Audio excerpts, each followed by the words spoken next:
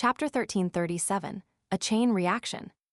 At that moment, Wendell felt his calves tremble slightly, as if he could no longer support the weight of his body. After leaving Utopia, he had anticipated the worst possible outcome: sudden death with no explicable reason. However, he never expected that he would meet someone from Utopia in Backland, a real large city.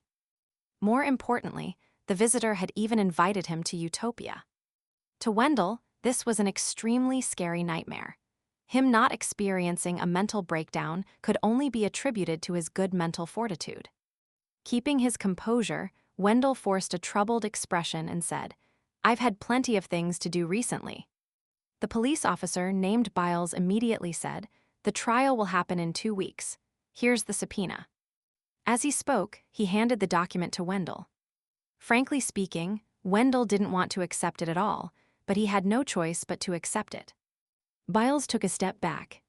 "This concerns the future of a lady. I sincerely hope that you can testify in court." "It depends on the situation." Wendell didn't want to agree or refuse. Biles didn't say anything else as he bowed. "I'll wait for you in Utopia. I hope we meet again." With that said, he turned around and left the residence, entering the street. Throughout the entire process, Wendell seemed to have been frozen into an ice sculpture, standing there without blinking. After another 10 seconds, he finally woke up from his nightmare. He collapsed to the side weakly and held himself up by placing his right hand to the door. Just now, he had been so afraid that Biles would forcefully bring him back to the non-existent Utopia. If that happened, Wendell didn't know if he still had a chance to leave. Perhaps he would disappear forever. Compared to sudden death, this impossible-to-predict but clearly negative outcome left him even more fearful. "I need to quickly report this matter to the brass, capture that policeman from Utopia, and find out the real situation of this bizarre town and a suitable way to resolve the problem completely." Wendell snapped back to his senses and tried his best to perk himself up. He prepared to inform the Me9 members who were secretly monitoring him. At this moment, he finally realized that there was a huge problem with his response. He didn't grab the opportunity to inform his monitoring colleagues with a hand gesture that the police officer who had visited him was problematic. He didn't try to stall for time either. Instead, he waited for the monitors to realize that something was wrong. He also didn't show his talent as an intelligence agent, asking surreptitiously Biles which hotel he stayed in Backland and what day he was setting off by train. He was so terrified that he could only subconsciously use a response that wouldn't create an accident. With that thought in mind, Wendell walked out of the door and looked in the direction where Biles had left, but he didn't even see his figure. This police officer from Utopia had already blended into the carriages and pedestrians.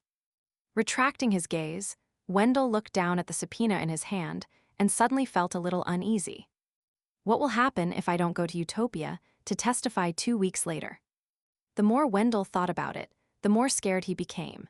His calves weakened again, and he hurriedly made a hand gesture to inform his colleagues that were hiding around him of the anomaly. Westboro, 9 Bellato Street. After learning that a Utopia resident had arrived in Backland, Zio was both shocked and confused. According to her previous observations, Utopia was likely located in a secret location, or somewhere between real and illusory, allowing outsiders to enter through random entrances. As for why they wanted outsiders to enter, it was probably a ritual requirement. Therefore, according to Zio's understanding, the people of Utopia likely wouldn't leave their hometown and wander around. This is also a ritual requirement. What's the true identity of these residents? Mr. Fool's believers, the world Jam and Sparrow's companions. After Zio asked about the general appearance of the Utopia visitor, she had no choice but to return to MI9's headquarters due to the lack of further information. She hesitated on whether she should send her subordinates to perform a large-scale search.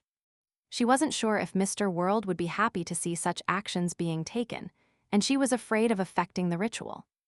After pacing back and forth in the office, Zio prepared to pray to Mr. Fool and ask him to transfer her questions to the world Jam and Sparrow. As she walked to the chair, Zio swept her gaze across the report placed on the table. It was an investigation report that her 2 subordinates had prepared. On the one hand, they had confirmed that there were no problems with the passengers that successfully arrived in Backland.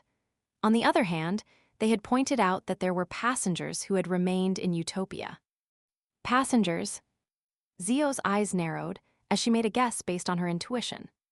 That Utopia inhabitants had their own goals in coming to Backland, and it wasn't for a random trip.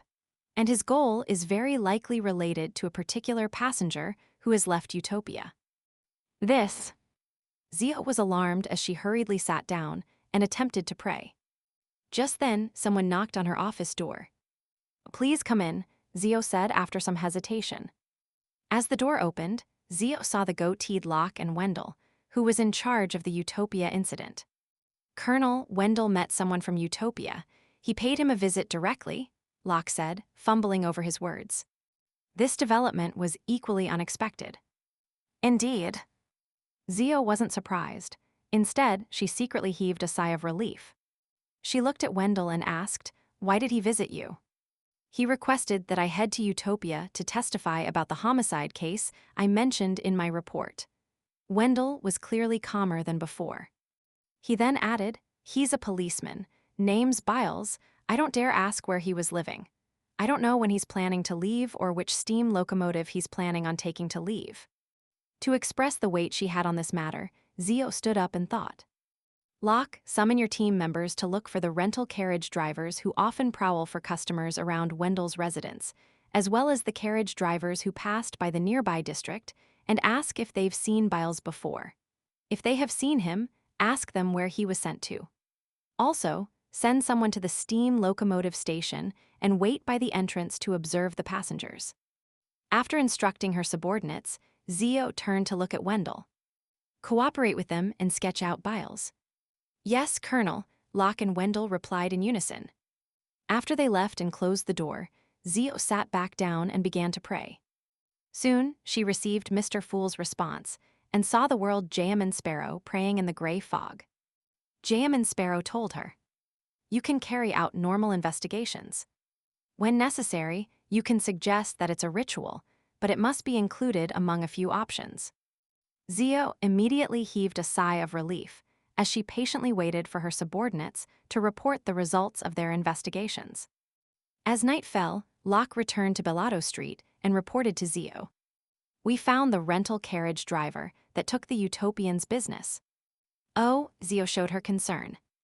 Locke explained simply, "That Utopian originally got the carriage driver to go to the dock area. However, as soon as the carriage entered the corresponding area, he requested to get off, saying that they had arrived. That street was very unfamiliar to the carriage driver, making him feel like he was lost. After leaving that street, he realized that his surroundings had become familiar. Our men accompanied him to that place again, but he couldn't find that street no matter what." Zio nodded slightly and said solemnly, "It matches our preliminary descriptions regarding the entrances and exits of Utopia." "Colonel, are you saying that one can enter or leave Utopia from any city and street?" Locke was in disbelief. Zio thought for a moment before saying, "From the looks of it, yes, but I have a feeling that there's something wrong." How does Utopia connect to different places? What does it rely on?" As her voice trailed off, Zio said to Locke, "Tell Wendell that he'll spend the following 2 weeks here until that subpoena expires." "Yes, Colonel." Locke turned around and left Zio's office. Wendell didn't have any objections to Colonel Daracha's arrangements. He could even say that he would only feel safe inside MI9's headquarters. His temporary residence was a simply refurbished duty room. Through the window, he could see the lawn, garden, and trees outside. At a glance, Wendell saw a pitch-black raven standing on a tree branch, silently looking over. Night in Banzi was abnormally creepy. From time to time, the cries of ravens or other seabirds could be heard. Verdu stood at the window, watching the approaching dilapidated dock and the city that had already been reduced to ruins. The pressure in his heart grew. After a few days at sea, the ship he boarded was about to reach Banzi Harbor. The captain had already informed Verdu in the morning that they would only wait for 2 hours. If he exceeded the 2 hours, Verdu could only wait for the next ship on this deserted island. Who knew when the next ship would come? After taking a deep breath, Verdu retracted his gaze and took off his coat. Then he opened his suitcase, took out a classic black robe, and put it on. The surface of the robe was embroidered with golden and silver threads, and there were many gems the size of rice grains attached to it. It was a sealed artifact of the Abraham family. After making preparations, Verdu left the pirate ship and entered Banzi Harbor. Along the way, the ancient robe tightened, causing his face to turn purple as he nearly fainted. As they walked, Verdu found the spot where the telegraph office stood based on the map he had bought. In the middle of the rubble, there were two bloody red marks, ones that remained fresh. It was as if they were left behind after two people were crushed into minced meat. Beside the two figures, on a broken wall, there was an octopus-headed monster wearing armor. It stood on waves and was holding a trident. Verdu raised the lantern in his hand high and was about to take a closer look when he suddenly felt a drop of cold liquid land on his neck. Gripped with terror, he subconsciously reached out his hand. He found it sticky, nothing like rain. It was colorless, not blood. It's a little similar to saliva. Verdu's forehead twitched slightly, and he slowly raised his head to look at the place where the drop of liquid could have dripped from. It was a swath of pitch black. It was the night sky without the moon or stars.